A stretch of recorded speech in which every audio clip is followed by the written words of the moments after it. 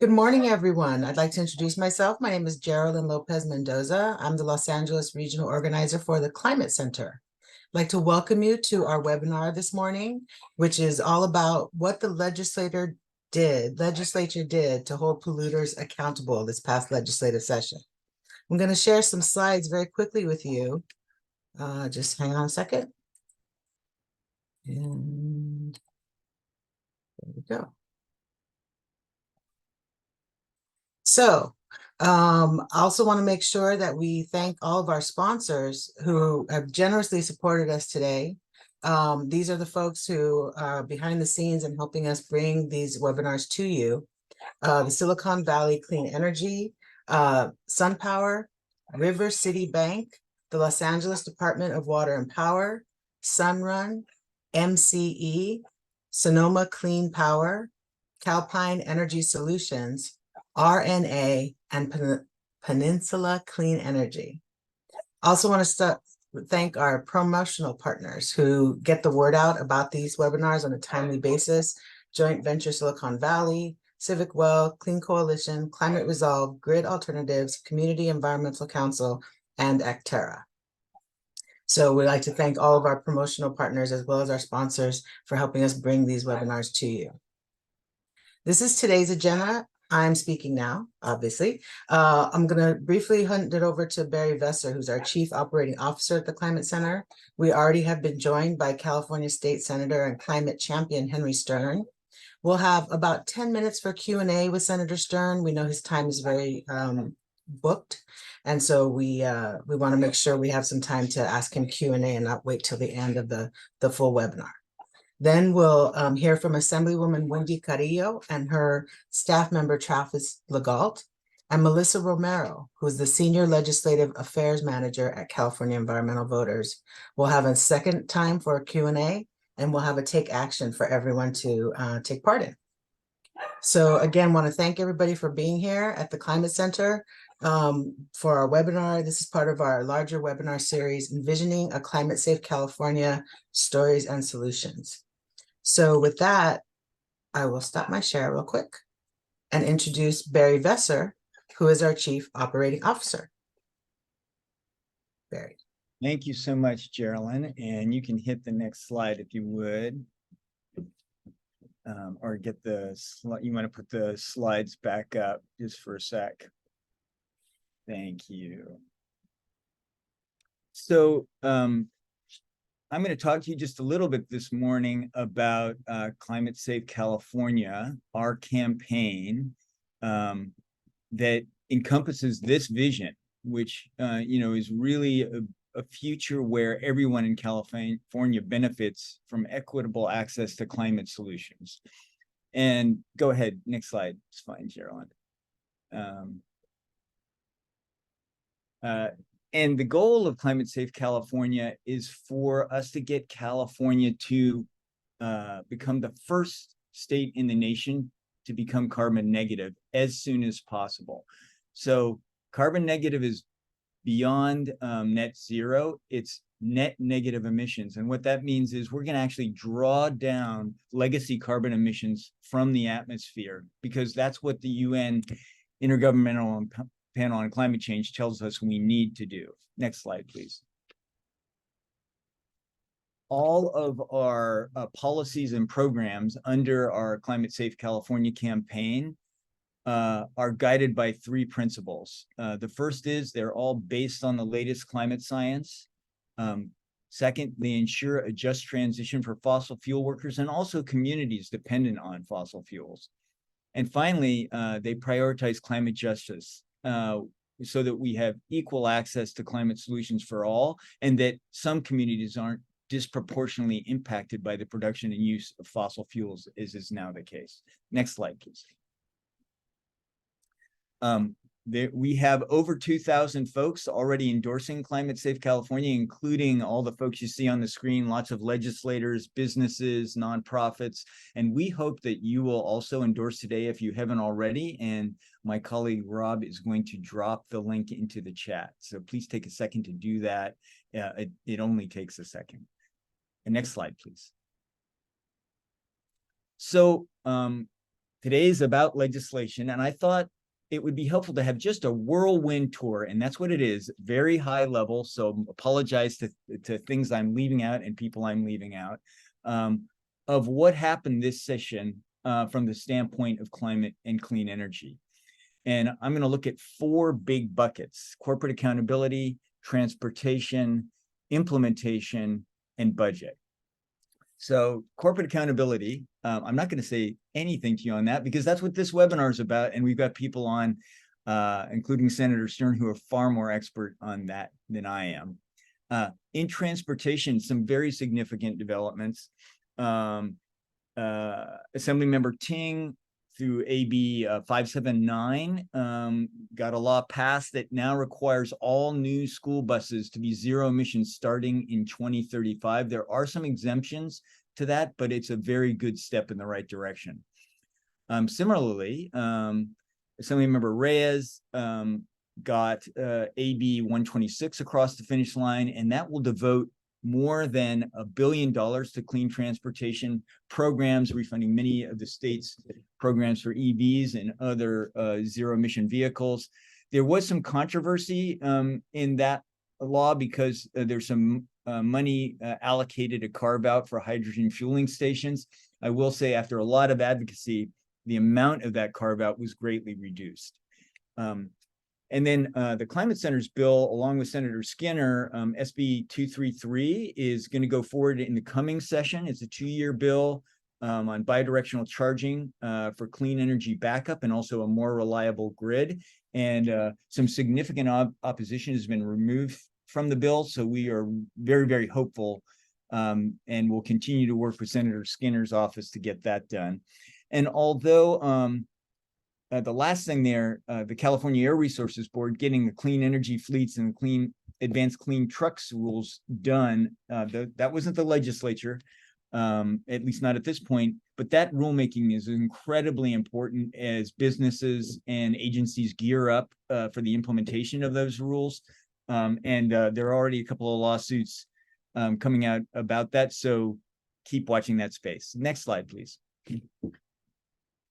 Implementation. So there is a whole bunch of stuff that happened in the implementation domain, really, and this is like pieces that need to be in place for the state to actually get to some of the goals that we've set for greenhouse gas emissions reduction. So this is not comprehensive in any way. It's sort of a smattering, but Senator Becker got SB 49 signed into law. This directs state agencies to evaluate potential for solar and storage alongside highways, which is going to be a great boon to that resource. Assemblymember Garcia was successful with 1373. This empowers the Department of Water Resources to purchase offshore wind through a mechanism called central procurement. And this is very useful for things that require a lot of upfront investment, like offshore wind, and also have a long ramp-up time.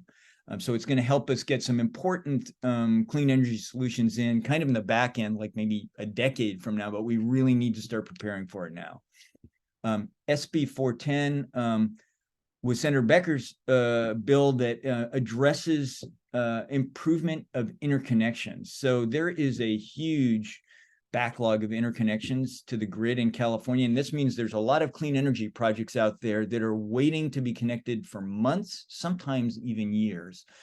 So this is a very needed push in the right direction. We probably need to go even further. Have to mention the governor's budget trailer bills. Some of these were directed at streamlining permitting for transmission and other, climate and clean energy infrastructure. The process was controversial. I think he was pretty universally criticized at the legislature for, not creating a lot of process for those to get input from a policy perspective on those. I think we may see more of that in the coming session. Budget and bond battles. So there was a historic $54 billion in the state climate budget after several good budget years. And that was cut this year by $2.9 billion. Now, that was after a lot of advocacy and pushback by a whole host of environmental and other groups. So where we got to is a $2.9 billion cut instead of a $6 billion cut that the governor originally proposed in his budget. That is a victory, but we need to keep moving. And one of the places we can move is on the climate bond, but unfortunately the climate bond didn't move this year. There were 3 climate bonds that were being looked at. They will be also re-examined this session. I'll say more about that in a second, but the important thing is to know that the state expects another deficit year coming up. We still don't really know what last year looks like because the IRS postponed when people could submit their tax returns. So it's probably going to be another month before we have a clear picture on that. Next slide, please. So these are coming attractions for 2024, very broad strokes and again, not comprehensive, but some things I think we all should be expecting and paying attention to. Almost assuredly, there will be more legislation on transmission, distribution, and interconnection. Distribution is part of the system that's near your house, how the energy, once it gets off the big lines, gets into your neighborhood. Both of those need reform and need to be accelerated. Hydrogen. Hydrogen's was a big deal this legislative session. I think it will be big deal next legislative session. There are at least 2 bills that have become 2-year bills and will be taken up again this session. And I expect we'll see some not very good bills also put forward by industry on hydrogen. Cap and trade reform. CARB, the California Air Resources Board, is currently reassessing the cap and trade program. This is a hugely important program to the state, allocates hundreds of millions of dollars, and it is not working very well right now. CARB is making some adjustments to move it in the right direction, but I would say much more ambition is needed. We may see legislation. That program needs to be reauthorized by 2030. Something to keep your eye on. Climate bond, because of the state's budget situation or economic situation, there could be a curtailment of that bond. I think we'll need to really push hard on that as a movement as well. The cost of climate change impacts to the insurance industry and affordability of housing and also the development of housing. I think this is going to be a really big deal. This session as well. So the last thing I'm going to end with here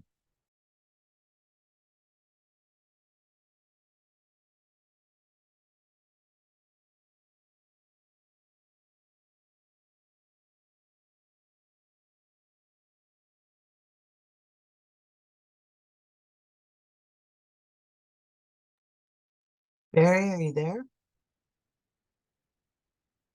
I think he dropped Carolyn. Okay, I'm sorry. He was going to go into the Climate Center's priorities, and we'll just have to wait and do that another day.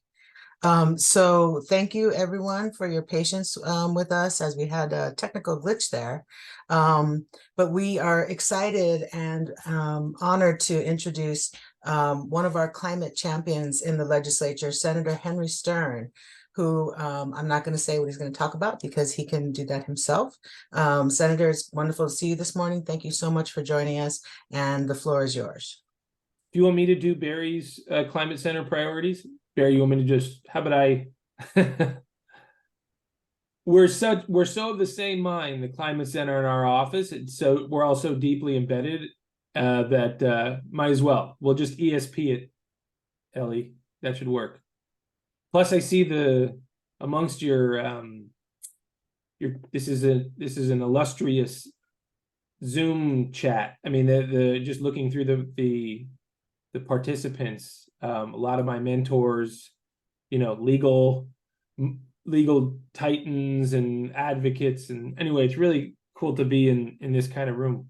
I didn't know what it would be, but I always expect a high level from y'all. So I guess my task today is to talk about some of the climate disclosure legislation. I know there's going to be a little deeper dive on 253, but I joined authored that bill and wrote a bill a few years back that sort of had this all together, emissions and risk.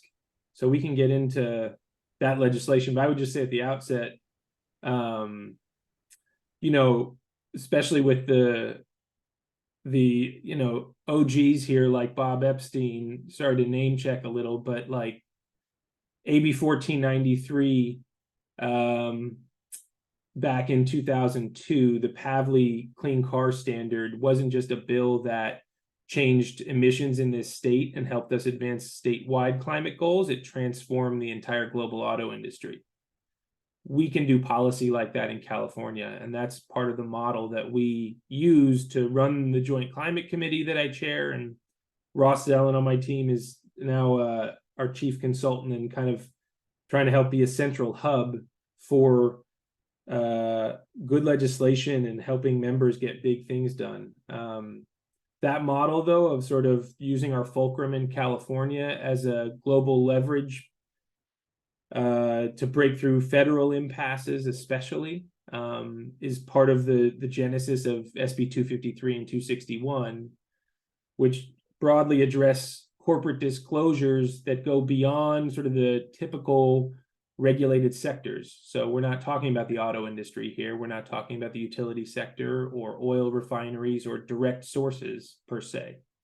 These are large multinational corporations that do hundreds of millions, although or even billions of dollars, usually billions of dollars worth of business. There's thresholds in both bills, so we can get into that a bit, but call them multi-billion-dollar multinational companies. Amazon, Nike, where do you get your jeans? Where do bananas come from? Every single, all the cement we import, all the fertilizer we import, all the embedded carbon in goods and services that accumulate under large corporations are accounted for with varying standardizations and varying degrees of trust. You can imagine if you're estimating, say, the carbon footprint of your shoe factory in Shenzhen province, China, data may be a tricky thing. Maybe you're telling your shareholders that you're operating on clean energy throughout your footprint for your factories, or that you don't control those factories, but you assume that they're running on the cleanest power based on your agreements. But what the reality on the ground is, if it's indeed running on coal power and not clean energy, is a giant difference in sort of the global climate challenge. That sector, the supply chain, right, deep where the supply chains originate for our all our emissions, is sort of the focus of SB 261 and 253. SB 253 says you've got to go look at, yes, your emissions as a company, but also to quantify the emissions associated with those who feed your business the supplies. Wherever you're getting your where McDonald's doesn't make their own packages for their Happy Meals, but somebody does. And what are the emissions there? That emissions sector is called Scope 3, and that's been the central sort of controversy and tension point in SEC pending regulations. And that impasse that we're at federally right now on these issues is, again, the impotence for trying to break that impasse with California global leading policy with these bills. And the idea is that, companies going to have to comply with California law anyway. And so SEC's role sort of shifts. Unfortunately, the feds have not come up with a solution, but there's significant pushback, just to round out the context, because I want to get to Q&A quickly. But there is for the first time ever, I've seen a sort of politicization around climate-oriented investing that has pervaded the presidential campaigns of the GOP. The House Oversight and Financial Services and a variety of committees have been subpoenaing California. NGOs have been subpoenaing our investment funds. CalPERS was accused of being in a cartel by the House GOP under Jim Jordan. and they're under subpoena along with Ceres right now. There's a series of boycotts that are being organized in about 14, 15 states, including Texas, Florida, West Virginia, Kentucky. There's then litigation against those boycotts, some from the banking sector, saying at least give us, under the First Amendment, our freedom to exercise our rights. You think about that Disney lawsuit. Similar kind of point, like the freedom to invest is that campaign.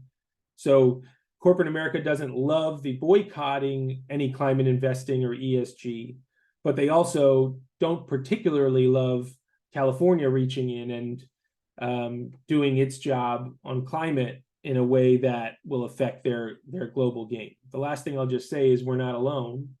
And the EU just adopted what's called CSRD, or the Carbon Reporting Sustainability Data Scheme. So in full effect now for Europe, just think about Europe. The way I think about it is that it's not the IRA model, it's an emissions pricing model. So they've at the same time imposed this supply chain disclosure requirement in CSRD, while they've erected the first ever carbon border adjustment mechanism, which is essentially a carbon tariff. And they've got an EU-wide price on carbon. And they're saying if you want to do business in Europe, you've got to, this data and this pricing scheme is going to impact you. In other words, if you have coal-fired steel coming into their country, it's going to have some kind of carbon adder on that import. There's legislation pending in the US Senate on that front, actually bipartisan legislation. And it's seen as sort of an anti, it's a pro-America policy in some ways. When you do carbon tariffs or carbon pricing or carbon disclosure, the supply chain tends to look a lot worse than it otherwise would. So if you look at supply chain risk, for instance, of getting oil through the Straits of Hormuz, oil is actually more expensive than it really seems. The same goes for every other global commodity. When things happen in the world, as we have 2 wars underway, it gets complicated and there's risk. And the least risky thing you can do is stay close to home. So we're hoping ultimately with all this legislation that we find a compromise with both the unions and labor, where they see this as good American sort of pro-jobs policy. And we're working on that piece. And in implementation to sort of build a bigger coalition, we're also looking for some detractors from, say, the Standard Chamber of Commerce oil industry line that say, we want to be a part of the solution. Let us tell you how we think you can do it. And so we're building a corporate climate leadership circle to also talk about early action and use some of those designs from the early climate registry days to find out if we can take some voluntary initial actions and start to bring some heft to it. So very grateful to sort of do a quick layout for you guys of how all this stuff works and interplays, but Q&A welcome. Don't be too tough on me though. Thank you, Senator Stern. I really appreciate your presenting your hard work in that way. We do have a couple of questions, one of which I'll start because you touched on at the end of your discussion, potential opposition or folks who you're expecting some resistance.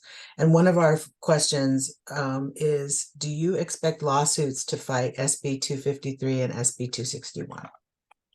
Potentially. That's one of the areas we're looking at is sort of preemptive, legal risk mitigation strategies, including, say, trying to get corporations to not do, say, what the auto industry decided to do for a decade and sue California on its auto emission standards, and it did not work out well for them. See Tesla eating everybody's lunch because they're the only ones who didn't, they built the whole company on it. So there's a bit of a competitive rationale to not litigate this. So we're hoping that thought process prevails and we sort of avoid a decade of litigation. But people can try to argue things like extraterritoriality and saying that we're acting like we're going beyond our sort of state jurisdiction. They could argue interstate commerce violations. We've beat that litigation years and years. Carbon is not discriminatory policy, but they could try that dormant commerce clause argument. And they could also, look at some kind of preemption argument and say that the SEC preempts. And I think Congress would have to act for that to happen, which I don't see the U.S. Senate approving, but there's a chance that the Biden administration engages here and looks at one national standard in the same way it happened with the auto industry. I just don't see that happening before this election cycle, or really anyone in DC getting anything together anytime soon. It's not the most functional place, but because of the EU moving and now us moving, you've got, the two other bigs out there. So there's space for some federal action here. I just think it's going to be on us to carry the ball for the next few years. So we'll see. I know the Attorney General is excited about being a sort of rock solid on defense here as needed. And I don't know. A lot of weak arguments, I think we can get dismissed out of hand early on in court if they want to play a game. And if they want to be serious, we'll see if the chamber changes their tune and comes to the table. The big fight is, are they willing to be independent from the oil industry? If they are, all their other big fish are saying, no, let's engage. But the oil industry oil and gas are very scared because they are the risk in the supply chain. Fossil fuels are the risk, and it doesn't do well for them. So it's how do you split oil away from labor and oil away from the chamber? And if that's possible, there's a glide path, but you see a little bit of that reticence even from the governor, where, they're trying to figure out how to balance all that noise out there. I truly don't think it's a lot of noise, and we're gonna change the dynamic. It was a tight vote to get it through, but I think in the implementation phase, you're actually going to see a lot more movement from, already in discussions with everyone who didn't speak up at the end. It was Netflix and Microsoft and Google and Apple, but now we're talking, into the retailers and clothing industry space beyond Patagonia coming in, I mentioned the Nike factory. There's a reason I mentioned that, right? Like other major players, as well as some of the big banks who are having to commit to this in Europe. If they just say, fine, we'll share we'll just share it. And everyone starts to just say, okay, we'll just professionalize this, then, we could change the whole world here. That's exactly right. That's why I think folks were so excited about these two bills coming along and getting the approval of the governor, because we are going to be able to change the world if we all move together and move forward together. A follow-up question was, what can we do? What can the public do to support the implementation of these bills? Do you think there's anything that we could do in light of some of the resistance you see coming? Are there things that we could do to be supportive of the implementation and the bills going forward? Yeah, absolutely. I mean, I think we're going to want a broad coalition coming to the governor with a how-to guide that's going to feel like we're not overwhelming CARB while they're on all these other missions that are really important, and helping CARB and Chair Randolph and that whole agency feel like, this needs to be a priority within our climate strategy. And we're going to have to build some of that capacity. It is a newish exercise, but like I said before, things like climate registry we built that in the past, and so they can do it again. So I think just continuing to voice that we want to see near-term implementation and not wait for the feds. That's the simple line. Don't wait on Washington. Let's go. Like this budget cycle, we got to go. We got to get money moving in our budget now and start the implementation process. Otherwise, there will be this sort of, can we wait them out? Maybe we'll litigate. Like, who wants to detract? So if we just all sort of confidently move forward, I think you're going to see market transformation. I really do believe that. Thank you. And the idea of that coalition building, I think, has already happened in terms of all the folks who came together around the bills to support them. So I think that coalition moving forward will start thinking about implementation as well. Another question that's come up is, how does carbon created by transportation get counted in these inventories? Like, how do we allocate? You get a box that comes from China and Yep. it gets, brought over by an ocean-going vessel. It lands at the port. It then gets transported to a Right. truck. How do It's a you? great question for the governor and his senior climate advisor who are in China right now, just signing a clean transportation agreement, which I can't wait to read. And I think everyone should read it very closely, because that's the interlocking piece, right? The governors in China signing agreements on sort of sectoral commitments or sectoral data sharing, saying, we want to know essentially what your fleet-wide economy standards are, right? You want something like either CAFE or ZEV, and the Chinese have those regs in the MEE, in their ministry.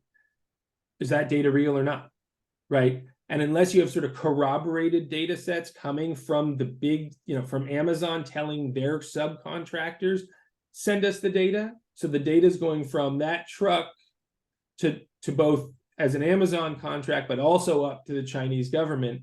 We check those data sets against one another, and then if it's actually worth the paper it's printed on. Otherwise, yeah, there's a lot of opportunity for gaming. And that's what we're worried about. But I actually think the Chinese are up for it. I mean, despite all the other huge red lines, as the governor put it out there, I actually think this one, if we put our mind to it, this one actually is a solvable piece, using hubs like CARB as a data set where we can actually build trust. So that's the link, is like, we don't exactly know what their fleet-wide fuel economies are or ZEV penetrations are, but they have those regs, and yeah, we need these bills to make sure that data is solid. So I have one last question for you, and I apologize, we've gone a little bit over time. Yeah. But one of the questions that's coming up now is questions about if there was resistance from the governor about these bills, and is he aiming at the right timing for corporate accountability as well? It's all about prioritization, right? I don't think there's some fundamental resistance. I think I alluded to it with the CARB process, but they are balancing a lot of hard issues, right? I mean, when it comes to climate and the sort of governing of California with climate disasters, how big of a bond? Barry had mentioned future cap and trade, low carbon fuel standards, ZEVs, power sector, deployments of all this budget money. I get that they're doing a lot at once. And so I think it was more so like, hey, okay, we got to do another Herculean task. Like, aren't we already doing all these other things? And it's like, yes, you are, and more, and you have to, and we just have no choice. And so I think it's more that, and trying and really helping them understand that there's strategic value in this. It gives a technical MOU with the Chinese and a provincial government actual rigor that is enforceable then at, say, the Port of LA. So it's not just a aimless data reporting exercise, or that Scott and I wanted to pass bills because we wanted to make the Enviro voters crew happy. This is not like and that's what I appreciate about the coalition we built here. It's deep and it's diverse, and it's, again, that business environmental alliance that we've built is, I mean, it rivals the old days of AB 32. I think it has the potential to be on that scale. And a lot of your sponsors, a lot of folks here, like that energy sector, they're doing this work now. And from our conversations, they're going to be really well positioned to be leaders in this space. Utilities even will be leaders in this space. Like, there's room. So I don't know. I'm feeling good. Anyway, I'll drop my email in the chat too if anyone wants to stay in touch. But thanks for having me, Carolyn. Oh, thank you so much for taking the time, and we appreciate your leadership on the bills that went forward this year on corporate accountability. We couldn't have done it, obviously could not have done it without you. You're the mover and the shaker, and the climate champion for us all. So I want to appreciate you, not just saying it to give you strokes, but I really mean it. Really appreciate you. It's a team. So let's keep going. We got to keep pushing. Thank you. Thank you, Senator Stern, for being with us. We have a dozen more questions, and I'm sorry we weren't able to get to all of them. I'll play around in the Q&A while you go on to the other. So I'll actually do great. replies. I'll go off video, but all right. Well, thank you very much. Thank you for being here. Yep. So that was a great way to get us started on this dialogue around corporate accountability and the legislature's actions this past legislative year. We're going to move to a different house of the legislature, the Assembly, and I'd like to introduce Travis Legault, who's a legislative aide to Assembly member Wendy Carrillo. Wendy was not able to join us live, but I think Travis is going to talk to that as soon as he gets himself off mute.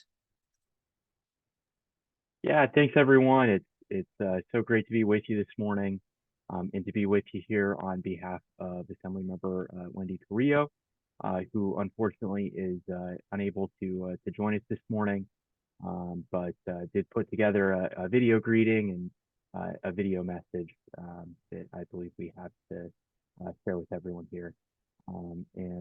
Just beyond that, I look forward to taking your questions. Hi everybody, hello from Washington DC. I am actually at the White House, right there. I was invited to come to an event here today with Salvadorian American leaders across the country discussing a variety of topics and issues. And I actually got an opportunity to talk about AB 1167, the Orphan Well Act. So first, let me just say I'm sorry that I'm not with you presently, but I think what I'm doing here is also really important to our policy. So thank you to the Climate Center for hosting this Zoom. Thank you to all of our partners, Environment California, NRDC, EOPA, the Sunrise Movement, Sierra Club, Environmental Voters, and everyone involved that picked up the phone or wrote an email to their legislator on the importance of this policy. Now, we know that the oil industry tried to say that this bill was impossible, too expensive, and even the Department of Finance said the same thing. But we persisted and we prevailed and we fought hard and we made sure that it got to the governor's desk, and that could not have been possible without all of you. It's simple.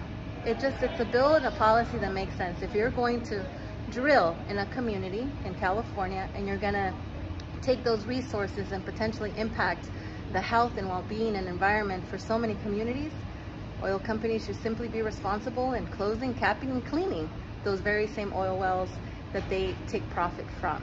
It just makes sense. And so we fought hard, we did it, we got it done. And one of the most impactful things throughout this whole journey was also simply doing the press event in my home district at Vista Hermosa Park, right by Echo Park, right by Dodger Stadium, which used to be the very top of what was then the Los Angeles City oil field. There are more than 100 uncapped oil wells in my community that have been uncapped and orphaned for decades. That gets to change.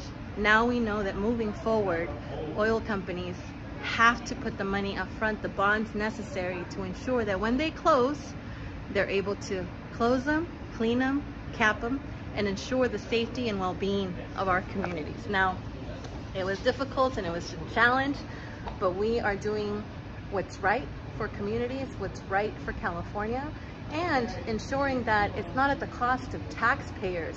We know that oil production is going to be dwindling down in the state of California and really across the country. And what we are seeing is now a precedent. We have the opportunity and ability to ensure that every oil company actually is responsible to the very communities in which they drill, and potentially communities that are also impacted by the leaking methane gases of orphaned oil wells.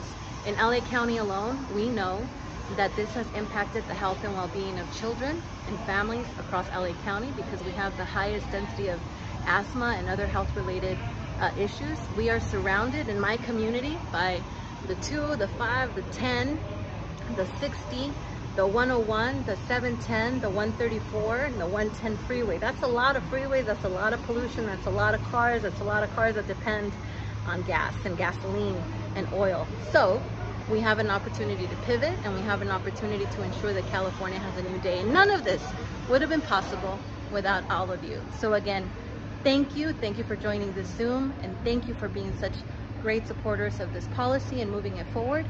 We have a long ways to go, but this is a step in the right direction. Thank you so much.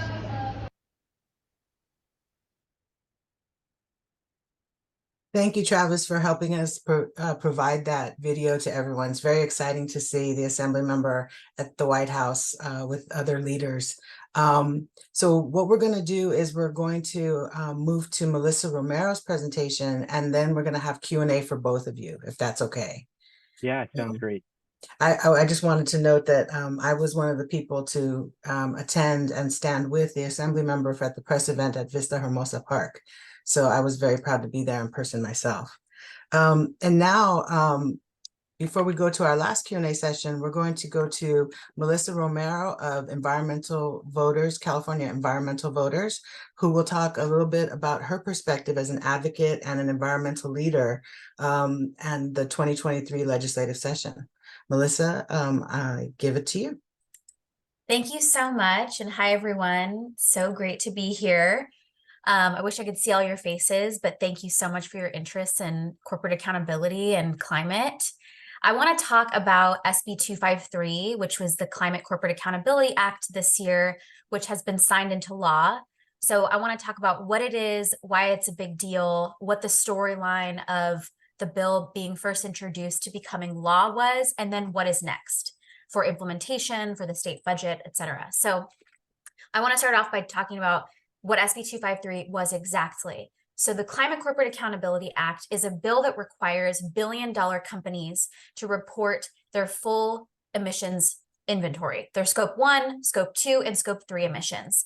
Scope 1 emissions are their direct emissions. So think of emissions that the company kind of controls directly. So if they have a gas-powered fleet, the emissions from the factory itself, those would fall under scope 1 emissions.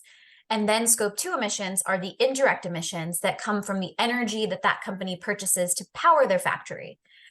So that would be their scope 2 emissions, is that energy purchased. Scope 3 emissions is their value chain, or what comes in and what goes out. So materials that that company is buying, and then the product, the life cycle of that product they're selling. So those will be required to be reported starting in 2026. Scope 1 and 2 emissions will be required to be reported. Scope 3 emissions will be required to be reported in 2027, and that is to give companies a little more time to get up to speed. The bill requires the California Air Resources Board to put together regulations by January of 2025 in order to fulfill all these things, and it also requires the Air Resources Board to contract with a nonprofit emissions registry, which this is the important part, to make this information available to the public and understandable to the public, because public access to information is really at the crux of this policy. And in terms of enforcement, this will, since this is applying to billion-dollar plus companies, we do want to make sure that they follow the law. So their emissions disclosures will be reviewed and provided an assurance level by a third-party auditor, and penalties can be brought to reporting entities who have falsified their reports or otherwise have violated the law. And scope 3 emissions is actually subject to a safe harbor provision, which what it means is it insulates reporting companies from any misstatements with regards to their scope 3 emissions if they did it in good faith. If they are gathering the data for their scope 3 emissions in good faith, they will not be penalized. The only way they'll be penalized is if they don't submit anything at all. They do not report any scope 3 emissions or any emissions at all. So this is really about corporate accountability and corporate leadership. And what I want to talk about in terms of why this is a big deal is that this is really the first in the nation greenhouse gas emissions reporting mandate.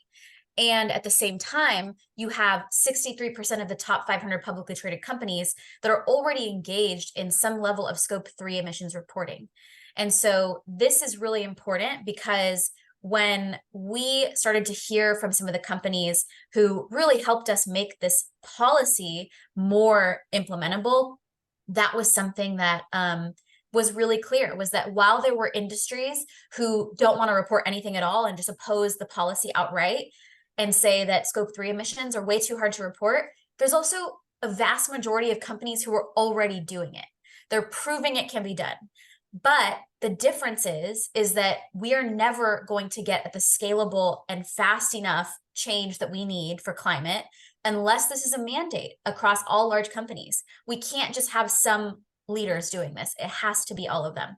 So Senator Stern mentioned the proposed federal rule at the Security Exchange Commission, and that's one of the big reasons why SB 253 is such a big deal, because California just made national law, national headlines about how much of an impact this policy is going to have. The companies that this policy covers aren't just California based. They are US based companies that do business in California. And that is a huge deal, because I don't know one large US based company that doesn't want to do business in California. It's going to be pretty much all of them. And so the proposed Security Exchange Commission federal rule does not cover private companies. So SB 253 covers both publicly traded and private companies that make over $1 billion. The federal rule does not.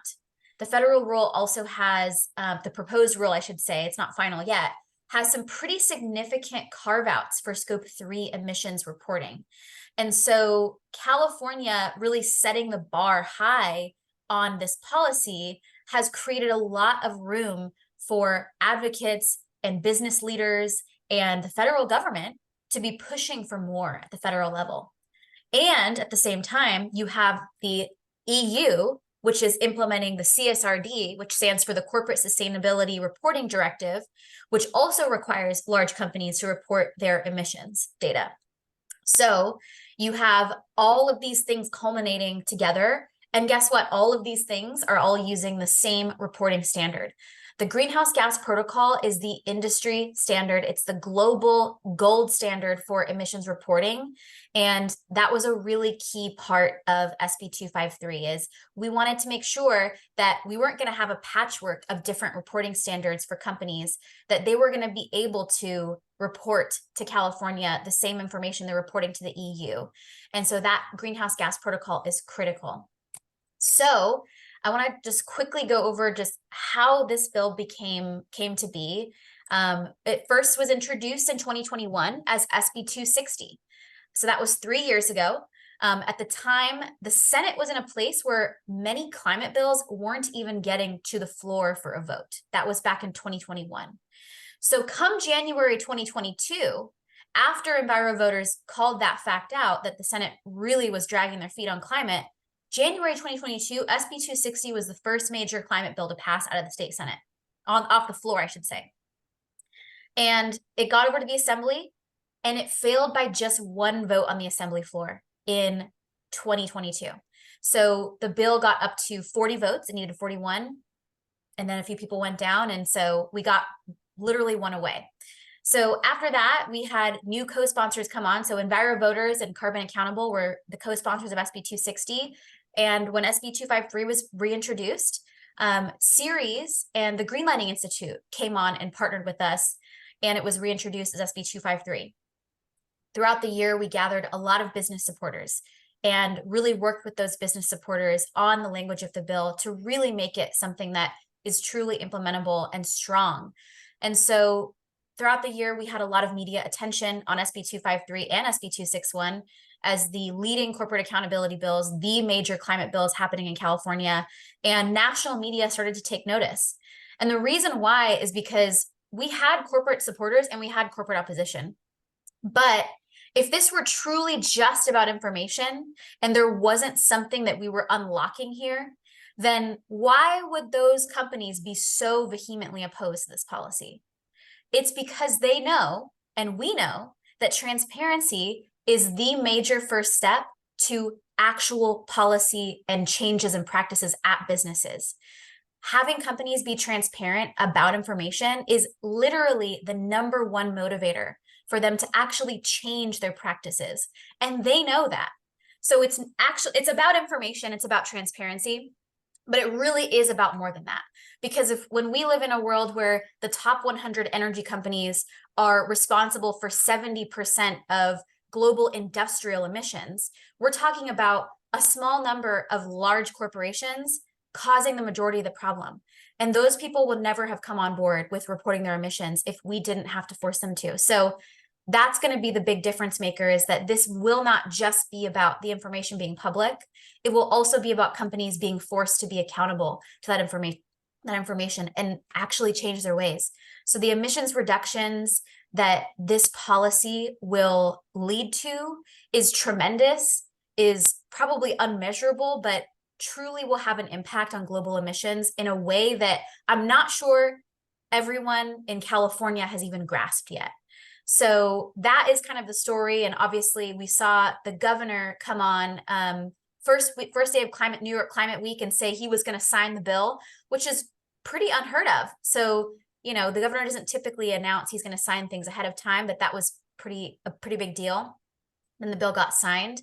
The governor's signing message did have some concerning comments about the implementation timeline, about the standard of reporting, which as I mentioned, is the GHG protocol.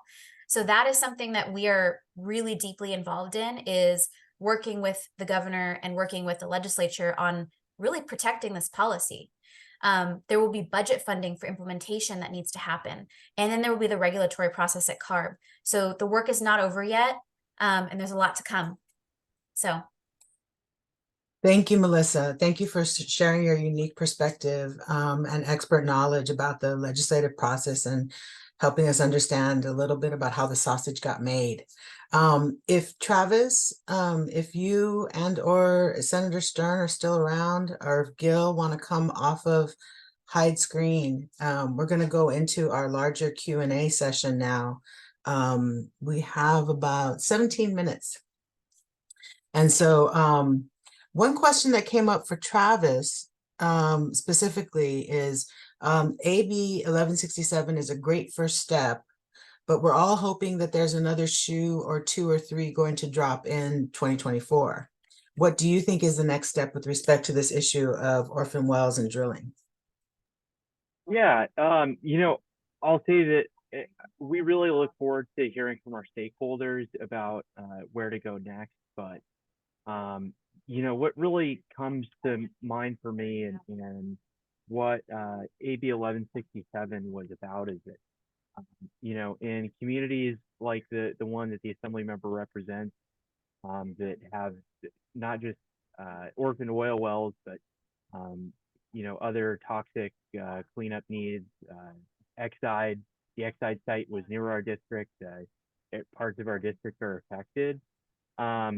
You know, the common thread is that we're really left in a reactive position, and communities are really left to wait for, you know, really good budget years for those health needs to be addressed.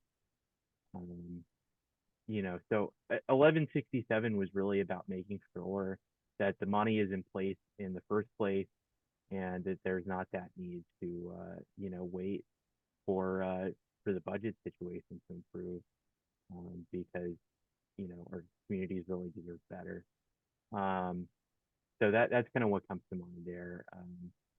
You know, we have this in place to you know, hedge against orphan wells in the future, but, you know, obviously we have a lot of needs in communities like ours and communities all over the state to address the wells that are already orphaned that, you know, AB 1167 came too late for. Thank you, Travis. Appreciate that. And there's a question in the chat that I'll just ask quickly. For all three bills that we're discussing today, what is their date of going into effect? So, for example, when does 1167 go into effect, 253 and 261? If there, you know, everything goes well and there's no lawsuits, when would they go into effect? Melissa, do you know? Yes, so SB 253, the California Air Resources Board is required to adopt regulations by January of 2025. And then for companies to report their emissions, starting in 2026, scope 1 and 2 emissions are required to be reported. And starting in 2027, scope 3 emissions are mandated to be reported. Okay, so it's pretty quick turnaround. Thank you. And then Travis, the 1167 bill? Yeah, we'll see AB 1167 take effect in. Oh shoot, I missed you dropped out the last when you. Oh, I said we'll see it take effect in the new year on January. Okay, January 1 of this coming. Great. Thank you so much.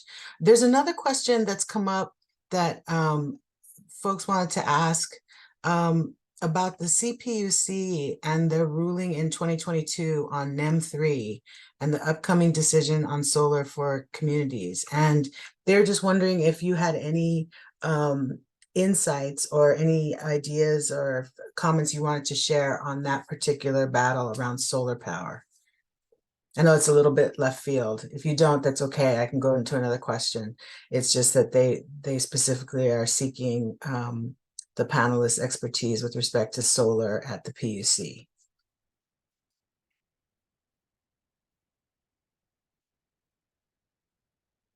And let's go to another question.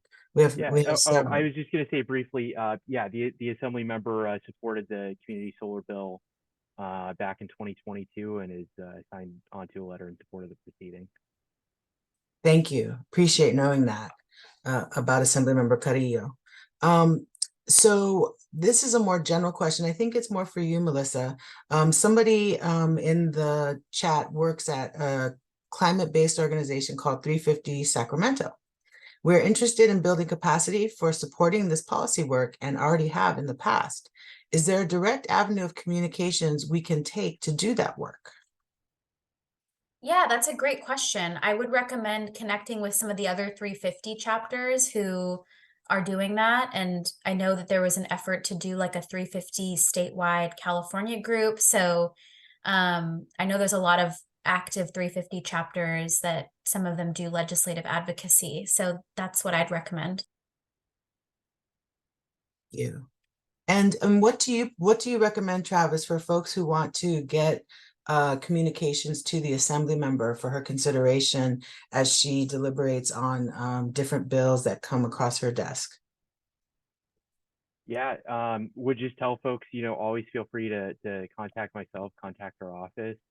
I think we really strive to make ourselves open and available and, meet with as many stakeholders as we possibly can. So, just reaching out to me directly and I'll put my email in the chat. Thank you. A question for you, Melissa. Is there room for evaluating historical experience with empirical data in the development of federal and state deposit insurance? That's a great question, and I don't know how to answer that. So I will have to get back to that person.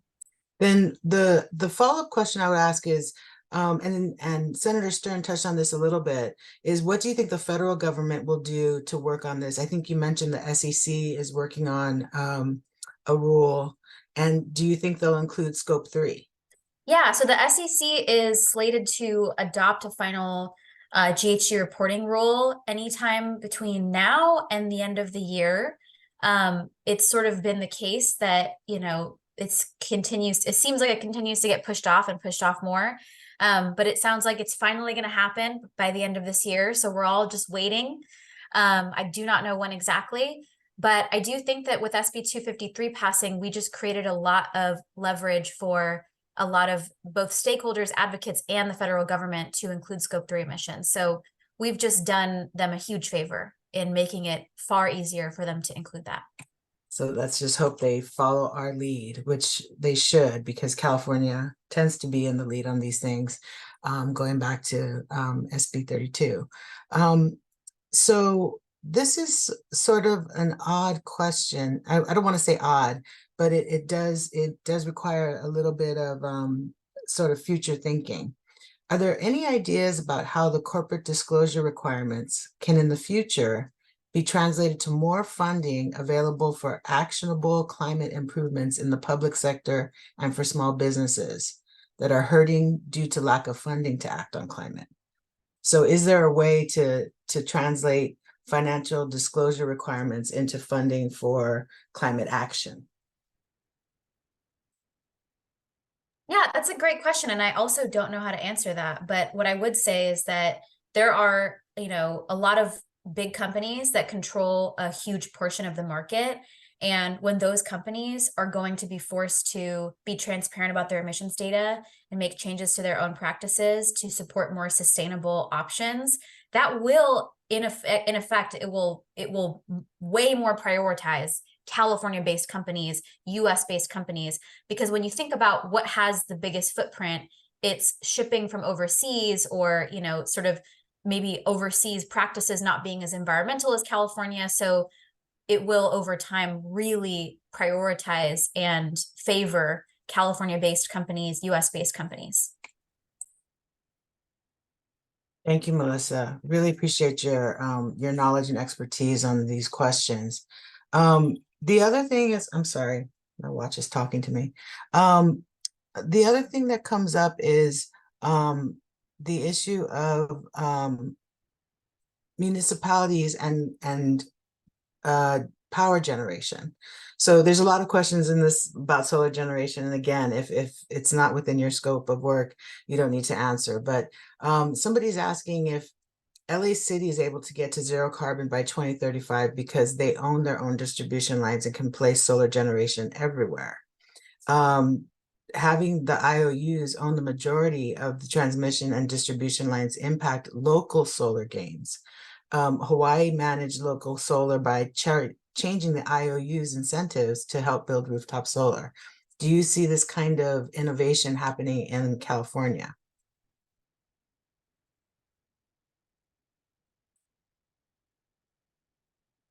I don't have information about that. Sorry. That's all right. Actually have one for Travis. Was organized labor supportive of AB 1167? And do you think there's an opportunity to work with labor on cleaning up the thousands of existing abandoned wells in California? How would we fund such work? Yeah, so I would say, labor just wasn't a part of the stakeholder conversations on AB 1167.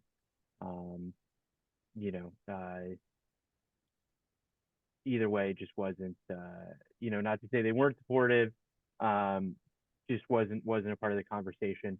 But there is certainly an opportunity to engage, labor stakeholders when it comes to, not just plugging in abandonment work, but every facet of the clean energy economy and our needs to get toxics out of our community to make sure that the folks who work on those projects, that there's an opportunity to develop skills and provide good jobs to the community as well. Thank you. This issue of climate and labor coming together, climate activists and labor coming together around the just transition away from fossil fuels is a big one. And I just wondered if either of you had any insights that you might like to share, ideas about how we can get past some of the I'm not quite sure what is the right term to use. There's not been yet a good foundation to build upon that coalition building between the blue folks, quote unquote, on the labor side and the green folks on the environmental side. And I was just wondering what your thoughts were on that. Yeah, so I find that to be such a misconception, because the EnviroVoters and many other organizations like mine have been working with labor unions for quite some time. And when we say labor, I think we should be specific about which labor unions we're talking about. So I will say that, we've partnered historically pretty closely with groups like SCIU California, UFCW. I mean, when you think about what we have to do in this state, which is to create massive amounts of green union jobs and transition fossil fuel workers, because they do have to know if their job's going away on Friday, where are they going on Monday? That's an answer that we have yet to really get to. But it doesn't have to do with the labor unions that I mentioned. And it also has to do with electing champions in the legislature who are going to be climate champions and labor champions. Because if you look at the data of some of the legislators' voting records, when they're really good on one issue, chances are they're going to be really good on that other issue too, when it comes to labor and environment. So, we have a lot of corporate Democrats in the legislature. We have a supermajority of Democrats in both houses, and yet we still have trouble passing climate bills. And that is the same with progressive labor policies.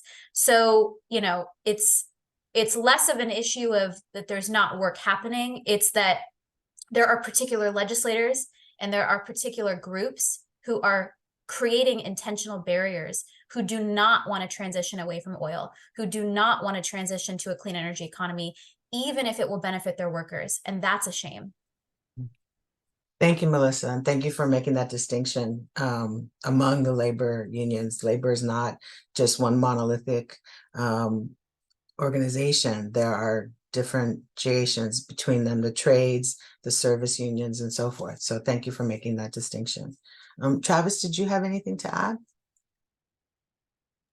Yeah, I'll just say, when there are instances where there's differences between the labor movement and the environmental movement, I think it's just important for both sides to really try to understand each other and understand each other's language. The assembly member worked on a bill in 2022 around, guaranteeing prevailing wages for a subset of larger solar projects. And I think it's important for folks on the environmental side too, to just understand, what prevailing wage means to folks in the labor movement, and what the real threats can be about labor standards not being the same across some of the new industries in the clean energy economy. Thank you, Travis. Appreciate the insight and the sharing about prevailing wage. Melissa, I have a SB 251 question, which asks if you could speak to how the bill may impact California's insurance industry and the cost availability of insurance at large. Yeah, that's a great question. I mean, we have a big issue in this state, which is that climate disasters are causing insurance rates for homes to go up significantly, and even, the potential of insurance companies leaving the state. And that is a really big issue. So when it comes to climate transparency around the GHG emission data, I can't think of something more helpful when it comes to shareholders and the public holding corporations accountable for their contribution to the crisis that is creating that situation. And, when companies are transparent about their GHG emissions data, when they're tracking their GHG emissions data, they're able to identify hotspots in emissions and inefficiencies that will not only save them money, but reduce their emissions overall. So I don't know which billion-dollar plus insurance companies would be covered under this, but if there are some, it would very likely save them money and save them in emissions, over time, because that's really good. I mean, tracking your emissions data, you can't manage what you don't measure is the saying, right? So I can't imagine that it would be anything but positive on that front in terms of not only companies creating more efficiencies, but also shareholders and the public holding companies accountable to making decisions that are better for the general public.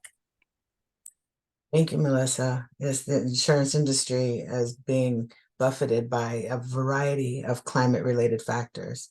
And so being able to count their emissions or help their clients count their emissions, I think is going to be key going forward. This also raises another question that just came up, which is who will bear the burden of costs for providing the reports and for doing the work to generate the emissions reports of GHG emissions? Yeah, that's a great question. So I would start off by saying and reminding everyone that this covers billion-dollar plus companies. So we're talking about the largest, most profitable corporations in the country that this bill covers. And when it comes to the cost of reporting, right now, there are many accounting firms. So whether a company has, an environmental person on staff who is tracking their emissions, or they're hiring an accounting firm, there are services out there that are available. And with the advancement of AI technology, it's especially that kind of stuff is going to become more and more, inexpensive. And so requiring, especially with the requirement that all of those billion-dollar plus companies, which according to our kind of assessment, which was a couple years back, was about 5,200 companies. Sorry, yeah, 5,200, I should say. That's quite a lot. And having more and more companies be mandated to reporting their emissions will drive the cost of those accounting, GHG accounting services down even faster. So if people are concerned about the cost to $1 billion plus industry, I would first of all question that. And second of all, say, well, A, they're going to identify inefficiencies and save money over time. And B, the cost of that actual tracking, the accounting, the services that are available is only going to be driven down with the passing of this bill. Thank you. And thank you for clarifying that. We'll have one last question for Travis and Melissa and or Senator Stern if he's still there, which is, what are your legislative priorities for 2024? Barry mentioned, he touched on some big topics that might be of interest to folks, but what do you think your priorities are going to be with respect to climate going forward into 2024? You want me to start, Travis? Yeah, sure. Okay. Well, one, it's about financing the transition. I mean, we cannot make the scalable change that we need as a state unless we are actually funding the critical programs and things and implementation of the laws that we need to in order to actually achieve those emissions reductions. So financing the transition is huge and always the #1 priority, especially thinking about sustained funding for financing the transition being a really key thing that the state needs to do more of. Every year, the climate budget seems to be on the chopping block, and every year the climate crisis gets worse. So something's got to change about that. The other thing too is workforce development. Workforce development is an enormous priority that the state, I mean, like I said, we haven't quite answered the question of if someone's job goes away on Friday, where do they go on Monday? It's not really a matter of whether we're going to do that, it's how. And that's something that we've really got to drill down and figure out. I mean, there's also issues of, some counties in the state being really highly reliant on, the tax funding from oil industry. I'll just say Kern County is a great example of that. We need to figure out how we're going to support the local services like fire departments and schools in areas like that. We need to have answers for that. So those are very real things that we need to figure out. I would also say when it comes to public transit and sustainable transportation is still the #1, emitter in the state. And we've really got to get a handle on not just supporting transit agencies to maintain services, but at the same time expanding public transit and expanding sustainable transportation options so that A, we can equitably transition to electric cars, and we can also reduce the amount of cars on the road by giving people more mobility options that are affordable, that are accessible, that are safe. So those are a few things, but things are still shaping up, and those are kind of some of the ones I'd mentioned right now. Thank you, Melissa. And Travis, did you want to take a stab at this question? Yeah, we're certainly looking forward to seeing the climate bond work continue and see that become a successful effort in its second year. We know workforce needs are really at the top of the list for our clean energy economy. In our community, in East Los Angeles, affected by Exide, and as that cleanup project continues, they selected a new contractor after some news around that this year, and we look forward to watching closely as that proceeds. I'll just say we're really grateful that AB 1167 did not become a 2-year effort, and we're able to pivot and work on other things in the upcoming year ahead. We really just in the intervening months just look forward to engaging stakeholders about what that looks like. Thank you, Travis. Appreciate your insight.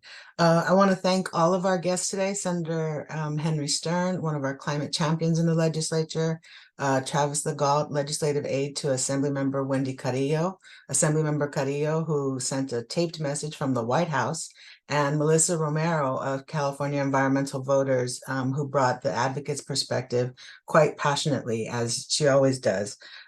So thank you everyone who joined us. I'm sorry we didn't get to all the questions, but we do appreciate you all being here.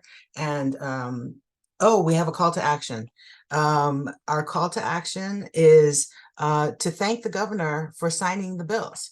I will drop in the chat a link where you can go and send him a thank you note or an email, thanking him for signing the bills that we all believe are so important. So thank you again for joining us. And that concludes, we're 2 minutes late and I apologize for that. That concludes our webinar for today. Thank you again for being here, and thank you again to our sponsors, our promotional partners, and our guests.